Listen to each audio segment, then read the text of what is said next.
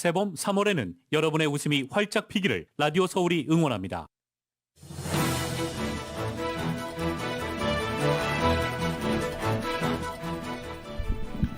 조 바이든 대통령은 러시아가 핵무기 운영부대 경계 태세 강화를 지시한 것과 관련해서 핵전쟁 가능성을 단호하게 부정했습니다. 유엔 긴급 특별총회에선 러시아에 대한 서방의 비난이 집중됐습니다. 국방부는 러시아가 수일 내 키예프를 에워싸려 시도할 것이라며 이 과정에서 더욱 공격적으로 나올 것으로 예상했습니다. 미 정부가 러시아 중앙은행과 국부펀드와의 거래를 전면 차단하는 추가 제재를 발표했습니다. 미국과 동맹국들은 유가 급등을 완화하기 위해 6천만 배럴가량의 비축유 방출을 논의하고 있습니다. 러시아와 우크라이나 간의 협상이 5시간 만에 끝났습니다. 자세한 협상 내용은 알려지지 않았지만 양측은 다시 협상을 하기로 했습니다. 캘리포니아주가 3월 12일 이후 학교의 실내 공간에서도 마스크 착용 의무화 조치를 해제하기로 했습니다. LA 카운티도 주정부의 지침을 따르기로 했습니다. 한인타운 한복판에서 30대 한인 남성이 묻지마 피습을 당했습니다. 타운 내 치안 부재에 대한 목소리가 높아지고 있습니다. 유엔 안전보장이사회가 오늘 비공개 회의를 열어 북한의 탄도미사일 발사 문제를 논의했습니다. 11개국은 회의를 마친 뒤 미사일 발사를 규탄하는 공동 성명을 발표했습니다.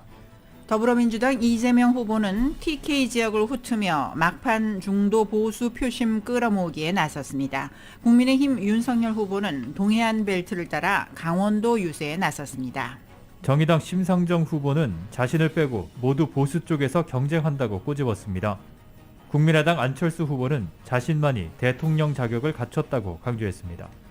야권 단일화 협상 결렬의 후폭풍이 이어지고 있습니다. 국민의당과 국민의힘이 서로 책임을 떠넘기는 모양새여서 막판 극적 타협 가능성은 더 낮아지고 있습니다.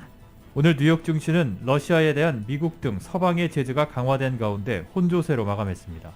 LA로는 오늘과 내일 대체로 맑고 건조한 날씨가 이어지겠습니다. 오늘 밤 최저기온은 52도가량, 내일 낮 최고기온 역시 높아서 83도가량을 보이겠습니다. 주요 뉴스는 공항에서부터 목적지까지 모바일 체크인과 첨단 공기순환 시스템을 통해 안전한 기내 환경과 여행을 제공하는 아시아나 항공 제공입니다. 여러분 안녕하십니까? 김미회입니다. 안녕하십니까? 임승찬입니다. 2월 28일 월요일 라디오 서울 이브닝 뉴스 1부 시작하겠습니다.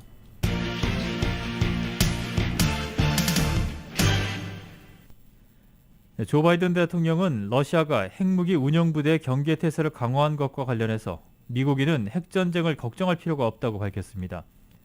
유엔 긴급 특별총회에서 우크라이나와 서방 측은 이에 대해서 미친 짓이라며 즉각적인 철군을 요구했고 러시아는 우크라이나의 적대 행위에 대한 자위권 행사라고 맞받아쳤습니다. 첫 소식은 YTN이 보도합니다. 바이든 대통령은 핵전쟁 가능성을 단호하게 부정했습니다. 미국인들이 핵전쟁에 대해 우려해야 하느냐는 질문에 아니라고 답했습니다. 그러면서 EU 등 주요 동맹국과 함께 긴급 통화를 하고 러시아의 핵 위협에 대한 대책을 논의했다고 밝혔습니다. Mr. President, should Americans be worried about nuclear war? No. 한국전쟁 이후 11번째로 열린 유엔 긴급특별총회에서도 서방의 비난이 집중됐습니다. 안토니오 구테우스 유엔 사무총장은 무서운 일이라면서 핵 분쟁은 결코 상상할 수 없는 일이라고 경고했습니다. 우크라이나 대사는 심지어 미친 짓이라고 공격했습니다. If he wants to kill himself, he doesn't need to use nuclear arsenal. He has to do what the guy in Berlin did in a bunker in May 1945.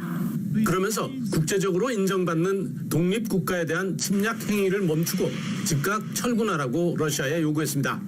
이에 대해 러시아 측은 적대 행위는 러시아가 아니라 우크라이나 당국이 돈바스 주민들을 상대로 먼저 시작한 것이라고 반박했습니다. В заключение, господин председатель, я хочу сказать, что Россия не начинала военные действия.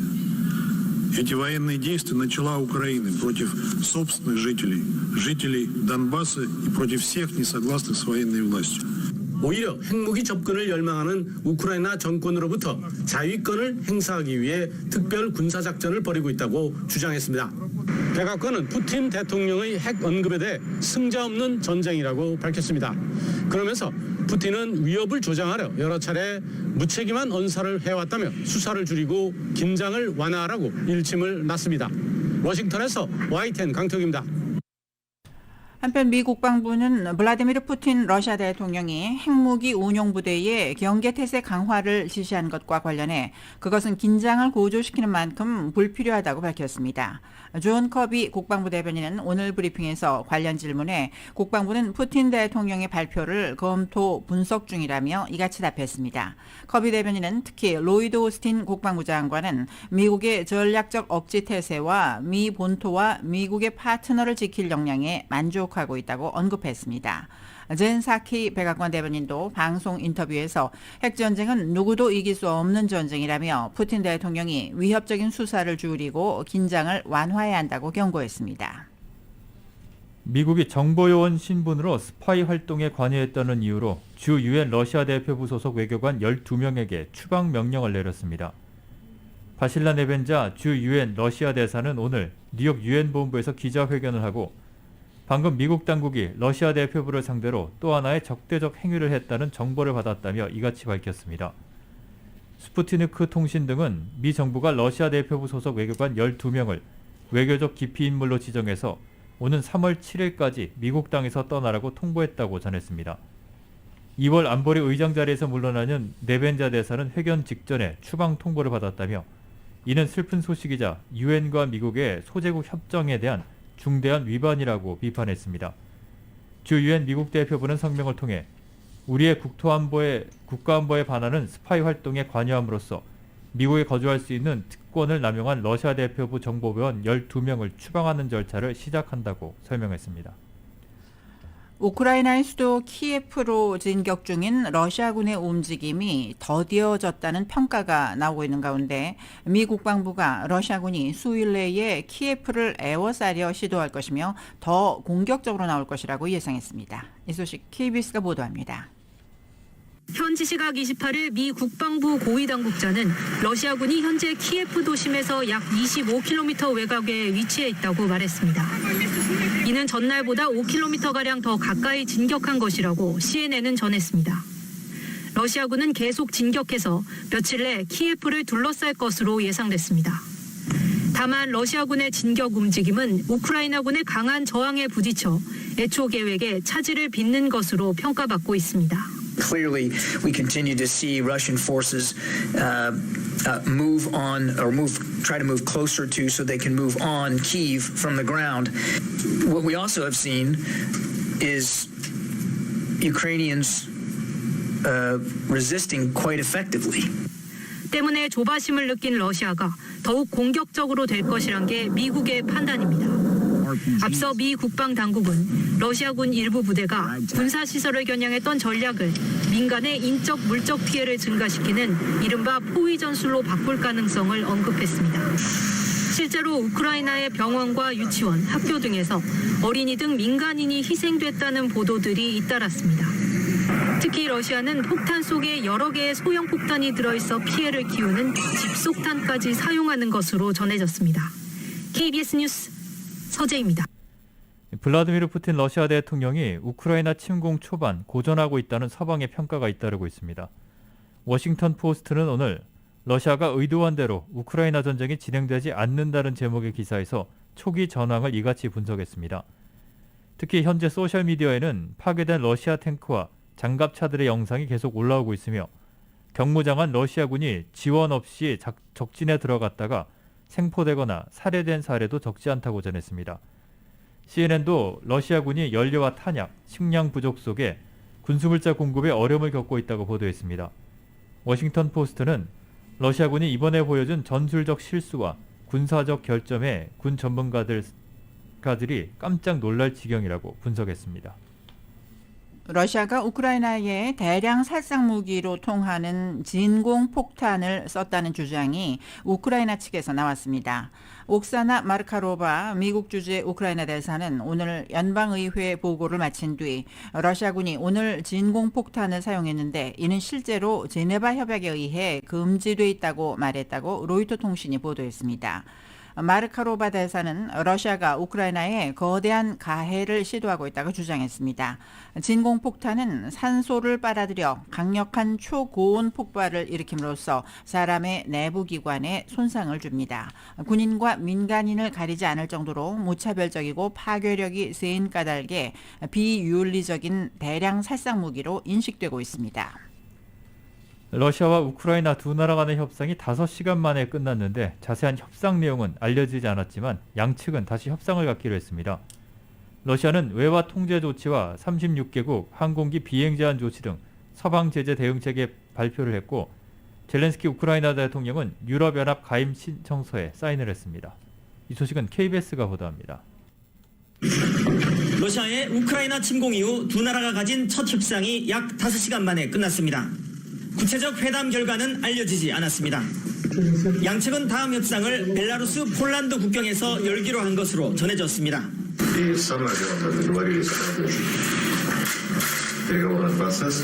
Стороны определили ряд приоритетных тем, по которым наметились определенные решения. 푸틴 러시아 대통령은 서방의 경제 제재에 대응해 강력한 외화 통제 조치를 도입했습니다.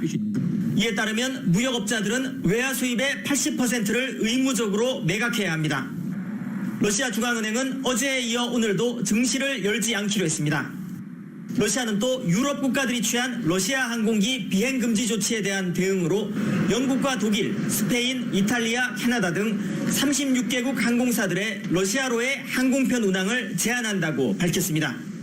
이처럼 상황이 악화되면서 미국과 프랑스에 이어 독일과 벨기에 정부도 어제 자국민들에게 서둘러 러시아를 떠나라고 요청했습니다. 젤렌스키 우크라이나 대통령은 유럽연합 가입 신청서에 서명했다고 로이터 통신이 보도했습니다. 한편 발트 3국 중 하나인 라트비아 의회는 어제 자국민이 원하면 우크라이나의 독립을 지키기 위한 전쟁에 참전하는 것을 허용하는 안을 만장일치로 의결했습니다. 모스크바에서 KBS 뉴스 김주도입니다. 국제금융결제망에서 러시아 퇴출을 주도한 미국 정부가 러시아 중앙은행과 국부펀드도 제재하면서 강하게 압박했습니다. 러시아는 이에 따른 혼란을 막기 위해 서둘러 외화 통제에 나섰습니다. YTN의 보도입니다. 국제금융결제망인 국제은행강 통신협회, 스위프트 퇴출 등 러시아를 대상으로 한 미국과 서방 국가들의 강력한 금융제재는 즉각 효력을 발휘했습니다. 달러 대비 러시아 루블화의 가치가 30%나 급락하면서 루블화 붕괴 가능성이 커졌고 러시아 중앙은행은 금융 안정화를 위해 기준금리를 20%로 배 이상 올렸습니다. 모스크바 증권과 선물시장은 어제 하루 폐장하기까지 했습니다. 미국 정부는 이에 강도를 더 높여 러시아 중앙은행과 국부펀드 그리고 러시아 재무부와의 거래를 전면 차단했습니다. 이에 따라 러시아 중앙은행이 보유하고 있는 미국 내 자산 수천억 달러가 동결될 전망입니다. 러시아 내 인플레이션은 더욱 심각해지고 투자도 위축될 것이 불보듯합니다. 고위 경제관리들과 대책 관련 푸틴 러시아 대통령은 서방을 거짓말 제국이라며 강도 높게 비난했습니다. Западное сообщество, как я его назвал в своем выступлении, это империя лжи, пытается реализовать в отношении нашей страны. Давайте начнем, пожалуйста. 그러면서 대통령령을 발동해 강력한 외화 통제에 나섰습니다. 푸틴 대통령이 서명한 미국과 그에 동조하는 국가와 관련한 특별 경제 조치에 따라 러시아 무역 참여자들은 올해 1월부터 해외로부터 확보한 외화 수입의 80%를 사흘 안에 매각해야 합니다. 러시아 체류자는 차용 계약에 따라 역의 거주자에게 외화를 제공하는 거래가 금지됩니다. 아울러 가주 정부가 3월 11일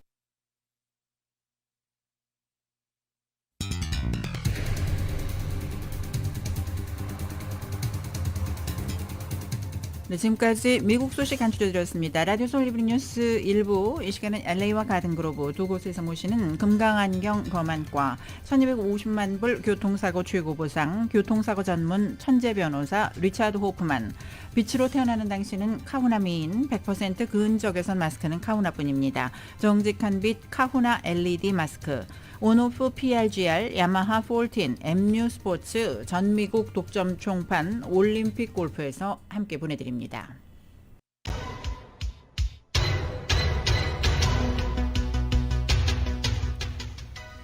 5시 17분 30초 좀 지나고 있습니다. 이 시간 교통 상황 이브닝 뉴스에서 잠시 살펴보겠습니다.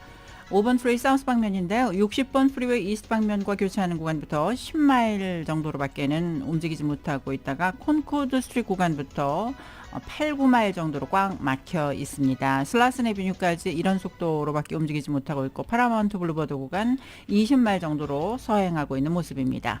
101번 프리 사우스 방면 역시 선셋 블루버드 구간부터 거북이 걸음으로 운행하고 있습니다. 110번 프리웨이 노스 방면 101번 노스와 만나는 구간부터 오늘도 정체가 10번 프리웨이 이스트 방면 교차 구간까지 심한 모습 보이고 있습니다.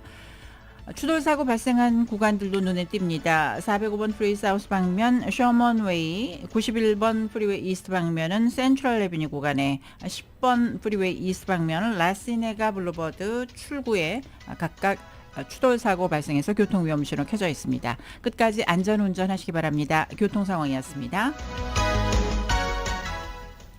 이브닝 뉴스 1부 함께하고 계십니다. 캘리포니아주가 3월 11일 이후부터 학교 실내 공간에서도 마스크 착용 의무화 조치를 해제하기로 했습니다. LA 카운티 역시 캘리포니아 주정부의 지침을 따르기로 했습니다. 자세한 내용 정현호 기자입니다. 가주정부가 3월 11일 이후에는 학교와 차일드케어 센터에서 마스크 착용 의무화 조처를 해제하기로 했습니다.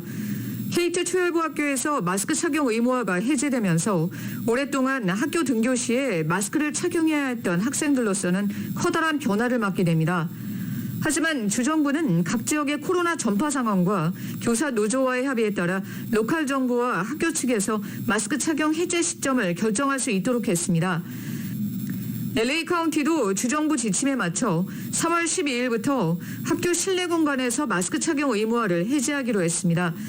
LA 카운티 보건국은 K-12 학교와 차일드 케어 센터에서 마스크 착용 의무화를 해제하되 여전히 실내에서 마스크 착용을 권고한다고 밝혔습니다. 또 교육부 차원에서 계속 마스크 착용 지침을 고수하는 것이 필요하다고 판단되면 교육부 결정에 맡기겠다고 LA 카운티 보건국은 밝혔습니다. 가주는 또 3월 1일부터는 백신 접종 여부와 관계없이 실내 공간에서 마스크 착용 의무화 조처를 전면 해제하기로 했습니다. 주정부는 3월 1일 밤 11시 59분부터 백신 미접종 주민들도 더 이상 실내 공간에서 마스크를 착용하지 않아도 된다고 밝혔습니다. 백신 미접종 주민들은 상점이나 술집, 피트니스 센터, 영화관 등 실내에서 마스크 착용이 여전히 권고되지만 더 이상 의무사항은 아닙니다. 대중교통이나 교도소, 홈리스 쉘터, 롱텀 케어 시설에서는 여전히 마스크를 착용해야 합니다. 주정부 차원에서는 마스크 착용을 전면 해제하지만 산하 시정부나 카운티 정부 차원에서 자체적으로 실내 마스크 착용 의무화 지침을 계속해서 유지할 수는 있는데 현재 LA 카운티의 경우 비즈니스 실내 공간에서는 백신 접종자에 한해서만 마스크 착용을 해제했습니다. LA 카운티 보건국은 백신 미접종자에 대해서도 마스크 착용 의무화를 해제한 주정부 가이드라인을 참작해 LA 카운티 실내 비즈니스 업소에서도 마스크 착용 지침을 수정할지 여부를 검토할 예정입니다. 라디오 서울 뉴스 정현호입니다. 캘리포니아주의 전기차 판매량이 전국 최초로 100만 대를 돌파했습니다. 비영리단체 벨로즈와 캘리포니아 에너지 위원회 통계에 따르면 지난해 말까지 캘리포니아에서 판매된 전기차는 105만 4,095대를 기록했습니다. 전국에서 판매된 전기차는 240만 대로 캘리포니아의 전기차 판매가 전체 43% 이상을 차지했습니다. 캘리포니아주는 2030년까지 500만 대의 무공해 차량을 공급하고 2035년까지는 100% 무공해 차량 판매로 전환하는 것을 목표로 하고 있습니다. 아드린 나자리안 주 하원 의원이 2024년 LA 시의원 선거 출마 의사를 밝혔습니다. 지난 10년간 주하원 46지구를 대표한 나자리안 의원은 선거구 재조정으로 새롭게 바뀐 주하원 44지구에 도전하는 대신 2년 뒤 열리는 LA시 2지구 선거에 도전하겠다는 입장을 밝혔습니다. LA시 2지구는 노스얼리옥과 벨리글렌, 톨루칼 레이크 등을 포함하고 있으며 폴 크레코리안 현 의원은 임기 제한법에 따라서 2024년 선거에는 출마하지 못합니다. LA 시장 선거 후보인 부동산 개발업자 릭 카루소가 조지 게스콘 LA 카운티 검사장 리콜 서명을 지지하고 나섰습니다. 카루소는 게스콘 검사장 취임 이후 LA시의 범죄율이 상승하고 각종 정책들도 바뀌었다며 이에 대한 책임을 지고 게스콘 검사장이 물러나야 한다고 밝혔습니다. 만약 스스로 물러나지 않을 경우에는 리콜 선거가 반드시 치러져야 한다고 강조했습니다. 오는 7월 6일까지 LA 카운티 유권자 56만 6,857명의 서명을 받게 되면 오는 11월 게스콘 검사장에 대한 리콜 선거가 열리게 됩니다. 도산 안창호 선생의 막내 아들인 랄프 한 선생이 지난 26일 새벽 별세했습니다. 향년 95세입니다. 고인은 안창호 선생의 막내 아들로 LA에서 태어났는데 도산 선생이 그해 미국을 떠나서 고인은 평생 부친의 얼굴을 한 번도 직접 보지 못한 것으로 전해졌습니다. 고인은 도산 선생의 유일한 직계 자손으로 한인 사회에서 활발히 활동을 하면서 부친을 비롯해 조국 독립에 헌신한 이민 선조들의 활동을 알리고 뜻을 계승하는 일에 앞장서 왔었습니다. 한편 LA 한인회는 유가족 그리고 한인 단체들과 협의를 거쳐서 랄프 한 선생의 장례를 커뮤니티 사회장으로 준비할 예정입니다. 올해도 오픈뱅크와 오픈청지기재단이 오픈청지기 프로그램을 통해 비영리 단체 62곳을 선정해서 지원합니다. 2021년도 오픈청지기 프로그램의 수혜단체는 총 62곳, 지원 금액은 31만 9천 달러입니다. 이로써 지난해 오픈뱅크와 오픈청지기재단이 커뮤니티에 기부한 총 금액은 28만 달러에 지난 11년 동안 누적 지원금은 455만 달러로 늘었습니다. 수혜단체 중에는 LA 한인회와 KYCC, 한미연합회, 한인가정상담소, 한인타운 노인센터, 비전 케어 서비스, 소망 소사이어티, 파바, 샬롬 센터 등이 포함되어 있습니다. 오픈 청지기재단의 도은석 이사장은 올해 심사에서는 지난해 코로나 상황에서 봉사단체들이 어떻게 활동했고 올해는 어떤 활동 계획을 갖고 있는지를 중점적으로 검토했다고 밝혔습니다.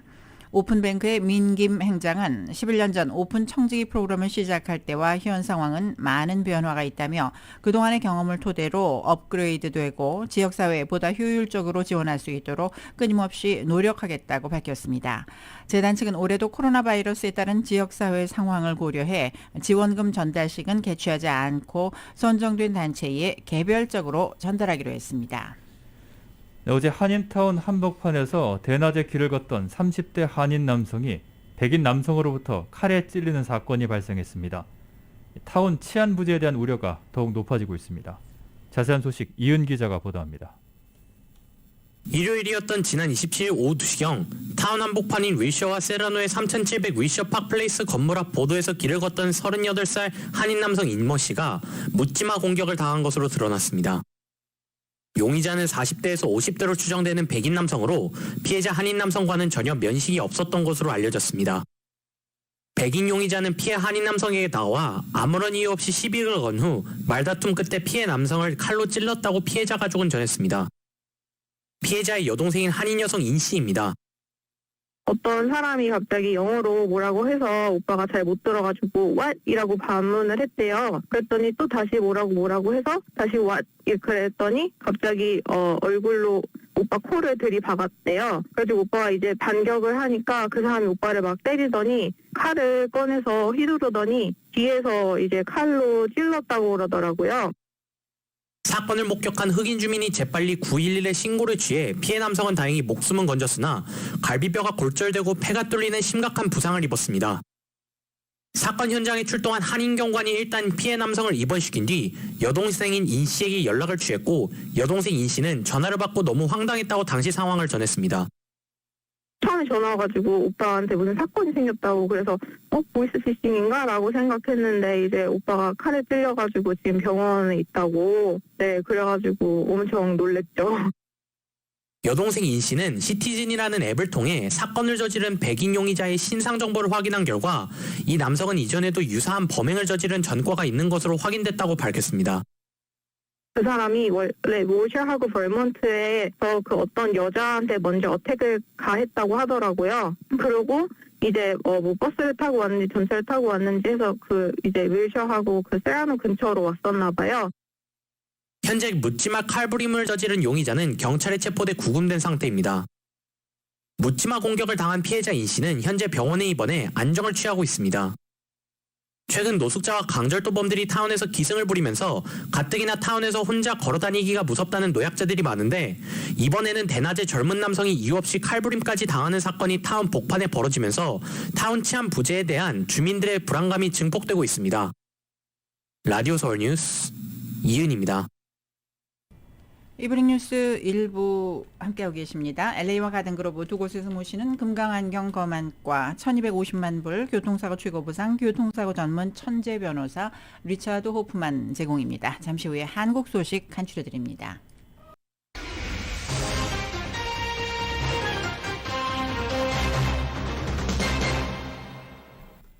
이브닝 뉴스 일부 함께하고 계십니다. 차기 대선 여론조사에서 민주당의 이재명 후보 그리고 국민의힘 윤석열 후보가 조사 방식에 따라 지지율 차이를 보이는 것으로 나타났습니다.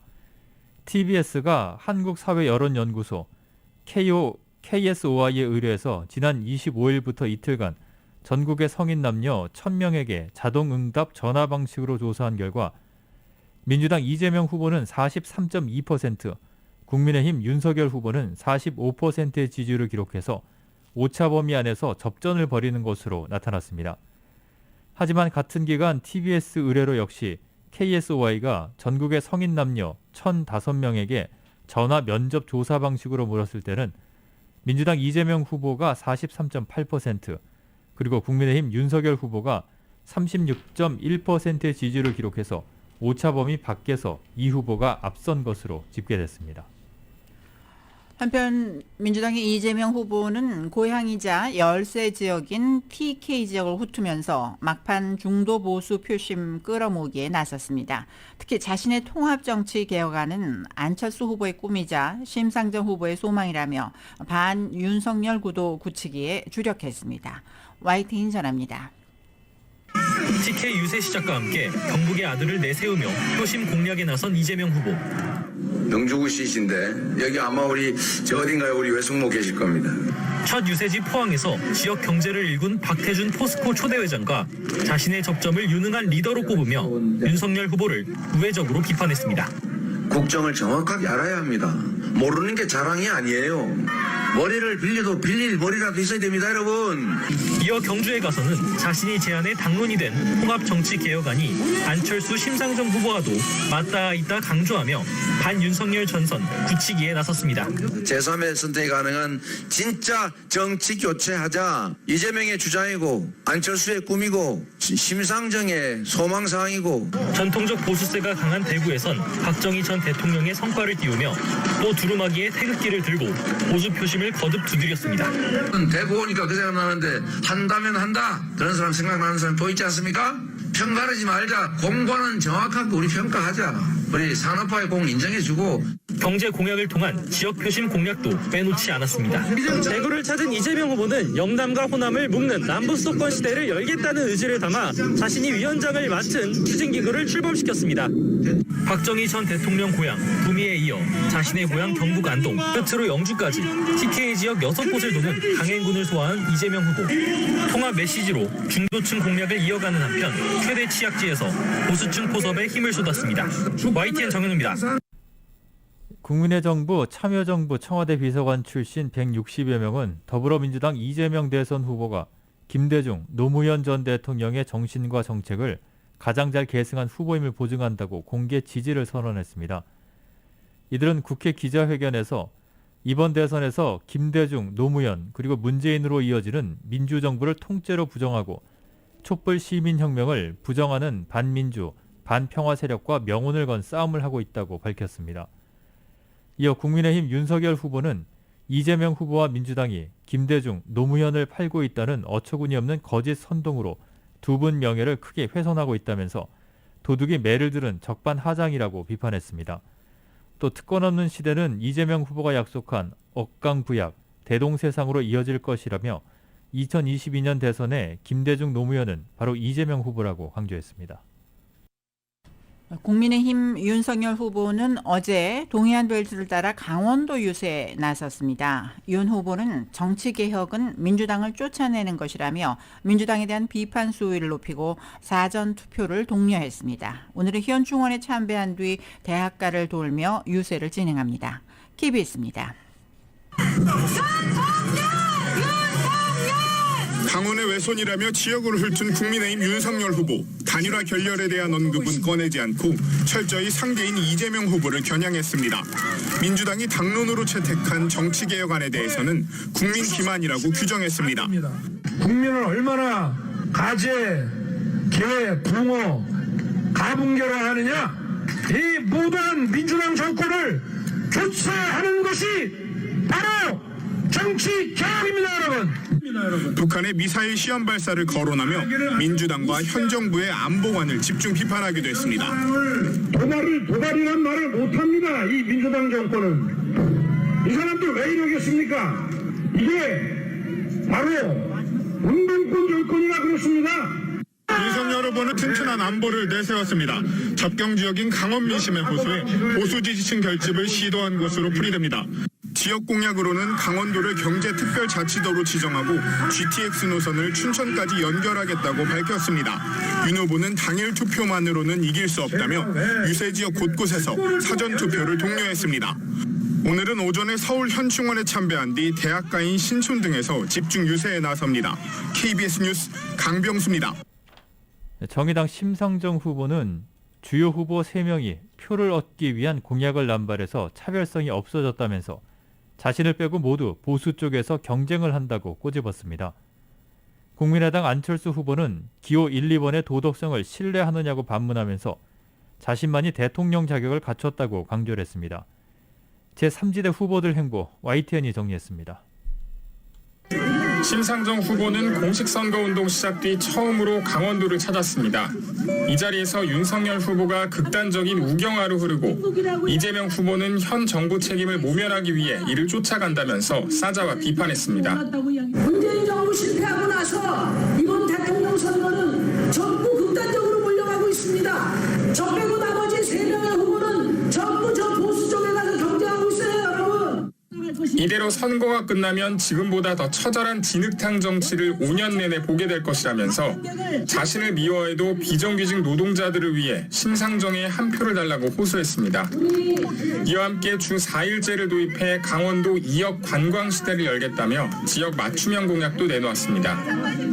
단일화 결렬로 사실상 다자구도가 확정된 이후 국민의당 안철수 후보 역시 전남에 이어 전북을 찾아 거대 양당 후보를 저격했습니다. 대통령이 부도덕하면 국민이 파탄난다면서 도덕적이고 능력을 갖춘 후보가 필요하다고 목소리를 높였습니다. 지금 기호 1번, 기호 2번 도덕성에서 지휘하십니까? 과거만 보고 응징하는 사람입니다. 또 민주주의는 싫어하는 사람을 떨어뜨리는 게 아니라 자격이 있는 사람을 선택해 당선시키는 것이라면서 이른바 비호감 대선 속 중도 표심을 두드렸습니다. 이와 함께 전북을 문화수도로 만들고 새만금 발전을 위한 인프라를 갖추도록 하겠다고 지역 주민들에 약속했습니다. 걸어서 유세를 이어가는 새로운 물결 김동연 후보는 부인 정우영 씨와 함께 재래시장을 찾아 소상공인들을 직접 만나며 애로사항을 들었습니다. 김 후보는 최근 윤석열 후보와 비공개 회동을 했고 이재명 후보 측과도 의견을 나눴지만 단일화에는 선을 그은 것으로 전해졌습니다. YTN 김승환입니다. 야권 단일화 협상 결렬의 후폭풍이 이어지고 있습니다. 국민의당은 협상 내용에 대한 국민의힘 주장을 반박했고 국민의힘은 할 만큼 했다는 입장을 강조하고 있습니다. 서로 책임을 떠넘기는 모양새의 막판 극적 타협 가능성은 더 낮아지고 있습니다. KBS입니다. 단일화 비공개 협상 내용을 국민의힘이 세세히 공개한 지 하루 만에 국민의당 정면 반박했습니다. 국민의힘이 단일화 경선 대신 대통령직 인수위 공동운영, 합당 등을 제안해 듣기만 했다. 합의한 일은 없다고 했습니다. 협상 과정을 공개하고선 끈을 놓지 않겠다는 건 모순이라고 일축했습니다. 수사기관 허위 조서 같다, 손을 내민 손목이 잘려나간 것 같다는 등의 감정 섞인 표현도 나왔습니다. 국민의힘에서 그렇게 나선 데에 대해서는 단일화를 안 하겠다고 거의 공개적으로 밝힌 거 아니겠는가? 안철수 후보도 요구 조건은 경선뿐이었는데 답이 없었다고 설명했습니다. 권한의 크기와 책임의 크기는 비례합니다. 권한이 많은 사람이 책임이 많은 것 아니겠습니까? 국민의힘도 이제 야권 단일화는 어렵다고 상황을 규정했습니다. 다만 만나자면 차를 돌려 가겠다는 건 진심이라며 많은 노력을 했다는 점을 내세웠습니다. 우리 당과 윤 후보가 단일화 야권 통합을 위해서 얼마나 노력했는지 우리 국민들께서 충분히 이해하셨으리라 생각합니다. 윤석열 후보는 압도적 지지를 호소했습니다. 지지자들에게 표로 단일화해달란 취지입니다. 저는 우리 국민의힘에게 압도적인 지지를 보내주셔서 우리가 정부를 맡게 되면 안철수 후보 측에 섰던 임명진 전 새누리당 비대위원장 등은 안 후보가 단일화란 시대적 사명을 저버렸다며 지지 철회를 선언했습니다. KBS 뉴스 조태영입니다.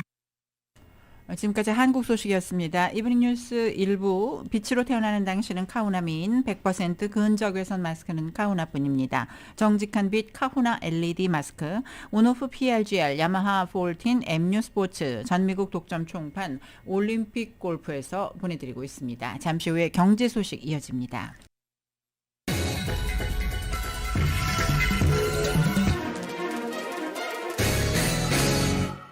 이브닝 뉴스 1부 함께하고 계십니다.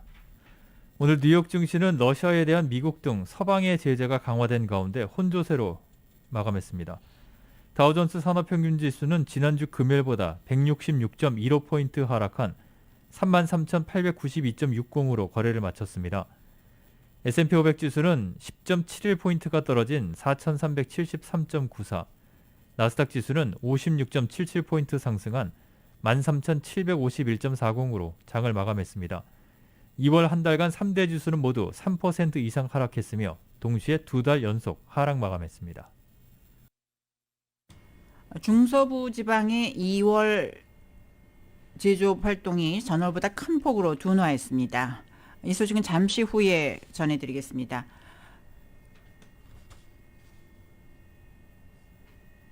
오늘 우크라이나를 침공한 러시아에 대한 강력한 제재로 원유 공급 차질 우려가 높아지면서 국제 유가가 종가 기준 $100를 돌파했습니다. 미국과 동맹국들은 오늘 전략 비축유 방출 문제를 논의하는 회의를 개최합니다. YTN의 보도입니다. 우크라이나를 침공한 러시아에 대한 강력한 제재가 이어지면서 국제 유가가 종가 기준 $100를 돌파했습니다. 현지 시각 28일 4월 인도분 브렌트유는 1배럴에 $3 6센트, 3.1% 오른 $100 99센트에서 거래를 마감했습니다. 이는 2014년 9월 이후 가장 높은 수준입니다. 서부 텍사스산 원유도 1배럴에 $4 13센트, 4.5% 상승한 $95 72센트에서 장을 마쳤습니다. 이는 2014년 8월 말 이후 최고입니다. 국제유가의 급등은 세계 2위의 산유국인 러시아에 대한 제재로 원유 공급 차질 우려가 높아졌기 때문입니다. 이런 가운데 미국과 주요 동맹국들이 전략 비축유를 방출하는 방안을 고려하고 있다고 미국 언론들이 전했습니다. 월스트리트 저널은 미국 등 국제에너지기구 회원국들이 7천만 배럴의 비축유를 방출하는 방안을 고려하고 있다고 보도했습니다. 블룸버그 통신은 미국과 주요 동맹국들이 약 6천만 배럴의 비축유 방출을 논의하고 있다고 전했습니다. 국제에너지기구는 오늘 전략 비축유 방출 문제를 논의하기 위해 장관급 회담을 열 예정입니다. 석유 수출국 기구 오펙과 러시아 등 비오펙 산유국들의 협의체인 오펙 플러스는 내일 정산 규모를 유지하기 위한 회의를 개최할 예정입니다. 월스트리트 저널은 오펙 대표단이 현재 하루 40만 배럴의 정산 계획을 유지할 것이라고 말했다고 전했습니다. YTN 김원배입니다. 뉴욕 증권거래소와 나스닥은 오늘 각 거래소에 상장된 러시아 기업들의 주식 거래를 일시 중단했습니다. 이번 중단 조치는 규제 우려 때문이라고 이 사안을 잘 아는 소식통이 밝혔습니다. 거래소들은 러시아의 우크라이나 침공 후 부과된 대러시아 경제 제재에 관한 정보를 검토 중인 것으로 전해졌습니다. 나스닥은 넥스터와 헤드헌터 그룹, 오존홀딩스, 키위, 얀덱스 등 러시아 주식대 거래를 중지했습니다. 증권거래소는 사이언 PLC, 매첼 PAO, 모빌, 텔레시스템 PAO의 거래가 중단됐습니다. 이와는 별도로 만여 개의 비상장 주식의 가격 정보를 제공하는 OTC 마켓그룹도 대러 제재와 그 여파에 관한 규제 정보를 검토 중이라고 밝혔습니다. 회사 측은 성명을 통해서 OTC 마켓그룹은 연방규제당국과 협력해서 그들의 지침과 안내에 따를 것이라고 말했습니다. 거의 모든 미국 내 주식 거래를 처리하고 있는 중앙예탁청산기관 역시 대러 금융제재의 잠재적 영향을 평가 중이라고 밝혔습니다. 러시아의 우크라이나 침공이 계속되는 가운데 인터넷 공간에서 러시아의 흑색 선전이나 가짜 뉴스를 차단하려는 사이버 전쟁도 점차 고조되고 있습니다.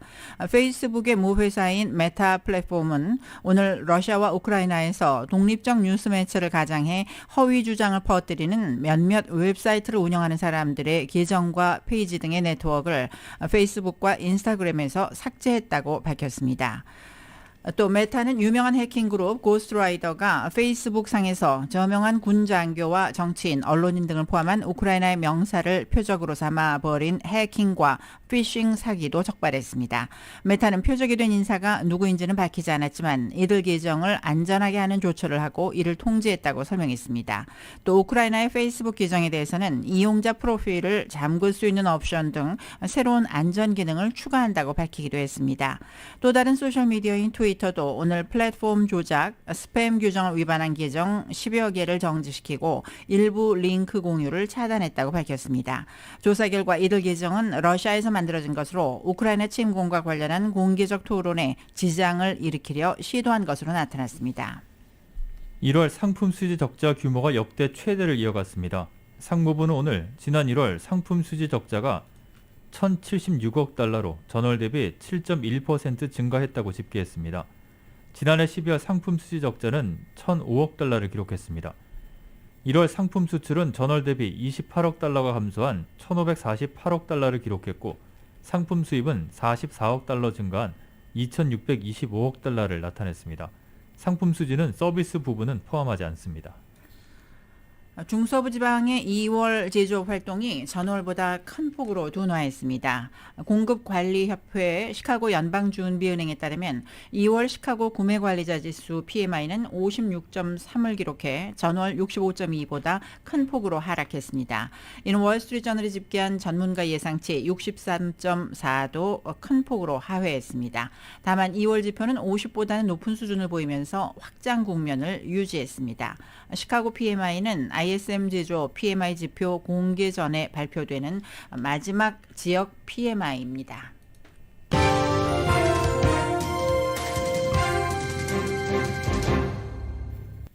네, 스포츠 소식 간추려드립니다. 이 러시아가 올해 카타르에서 열리는 국제축구연맹 FIFA 월드컵에서 퇴출당했습니다. FIFA는 앞으로 추가 공지가 있을 때까지 러시아 국가대표팀과 클럽팀의 FIFA 주간대회 출전을 금지한다고 발표했습니다. 유럽 축구연맹과 공동으로 내는 이 조치로 앞으로 러시아 대표팀 또는 러시아 클럽팀의 국제대회 출전이 금지됐습니다. 러시아 대표팀은 당장 이달 폴란드와 예정된 2022 카타르 월드컵 유럽 지역 예선 경기에 출전할 수 없게 됐습니다. FIFA는 축구가 세계 평화에 기여할 수 있도록 이번 사태로 우크라이나에서 영향을 받는 사람들에게 강력한 연대 의지를 표한다고 덧붙였습니다. 또 동아계 올림픽을 주관하는 국제올림픽위원회 IOC가 러시아를 본격적으로 제재하기 시작했습니다. IOC 집행위원회는 오늘 스포츠 경쟁에 정수를 수호하고 모든 참가자의 안전을 위해 종목별 국제연맹인 IF와 각종 대회 조직위원회에 러시아와 벨라루스 선수 그리고 관계자들의 국제대회 초청이나 참가를 불허하라고 권고했습니다. 집행위는 또 IF와 전 세계 스포츠 행사 주최 측에 러시아와 벨라루스 선수 그리고 관계자들이 러시아나 벨라루스의 이름으로 참가하지 않도록 할 것, 러시아와 벨라루스 국가 상징, 국가색, 국기, 그리고 국가 등을 사용할 수 없도록 할 것, 러시아와 벨라루스 출신 선수, 관계자를 개인이든 팀이든 중립 소속으로만 받아들일 것을 강력히 촉구했습니다. 데릭 지터가 마이애미 말린스 CEO 자리에서 물러났습니다. 자신이 보유했던 구단 주식도 모두 처분하면서 마이애미 구단과 작별을 했습니다.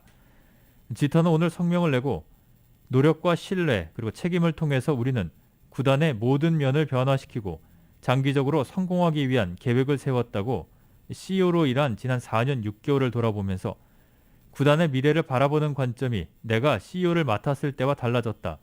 새 시즌을 준비하는 지금이 팀을 떠나야 할 시점이라고 밝혔습니다. AP통신은 지터의 설명이 명확하지는 않지만 승리를 추구하는 지터에게 마이애미 구단의 움직임이 답답하게 느껴졌을 것이라고 투자에 관한 구단주와의 이견이 결별 사유가 됐다고 분석을 했습니다. 뉴욕 매츠가 엘리자베스 벤을 메이저리그 운영 부분 디렉터로 내정을 했습니다. AP는 매츠가 아직 공식 발표를 하진 않았지만 벤을 운영 부분 디렉터로 내정했다면서 벤은 매치 역사상 가장 높은 직위에 오른 여성으로 기록된다고 보도했습니다. AP통신은 뉴욕 매츠는 제라드 포터 전 단장이 성추행으로 잭 스캇 단장 대행이 음주운전으로 해고가 된 뒤에 빌리 애플러 단장을 선임했다. 애플러 단장은 부임 후 프런트를 전면 개편했다며 매치 구단에는 전력 분석팀과 마이너리그 운영팀, 마이너리그 코치진의 여성 관계자가 있다. 그러나 메이저리그 구단 임원으로 여성을 선임한 것은 구단 최초의 일이라고 설명했습니다. 오스트리아의 제프 슈트라카가 PGA 투어 혼다 클래식에서 우승을 했습니다. 슈트라카는 어제 끝난 PGA 내셔널 챔피언스 코스에서 열린 대회 마지막 날 4라운드에서 버디 6개, 보기 2개, 4언더파 66타를 치면서 최종 합계 10언더파 270타로 9언더파를 기록한 아일랜드의 셰인 라우리를 한타 차로 제치고 정상에 올랐습니다. PGA 투어 95번째 대회 출전에 처음 우승한 슈트라카는 우승 상금으로 144만 달러를 받았습니다.